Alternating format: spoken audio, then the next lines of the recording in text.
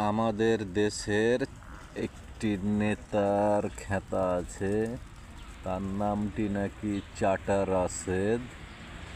সে বলে নাকি মসজিদে খুতবা দিতে দিবে না, আমির হামজাকে ওয়াজ মাহফিলে নিষিদ্ধ করবে।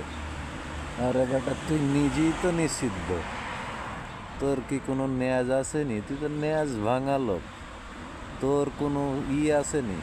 তোরে যে কেন যে প্রধানমন্ত্রী যে পাশে জায়গাটা দিল, এটা তো বুঝে পাচ্ছি না। তোর চাকরি মনে হয় থাকতো না রে বেশি দিন। তুই বেশি, আল্লাহ তোরে ভালো একটা জায়গায় দিছে, কিন্তু সেটা তুই রক্ষা করতে পারবি না। যে যে কাজের যোগ্য না হেরে এই কাজে কিন্তু দিতে হয় না। তুই বেটা ওইটা যোগ্য না, তুই বেটা একটা ন্যাজ ভাঙার ঘরের ন্যাজ ভাঙা।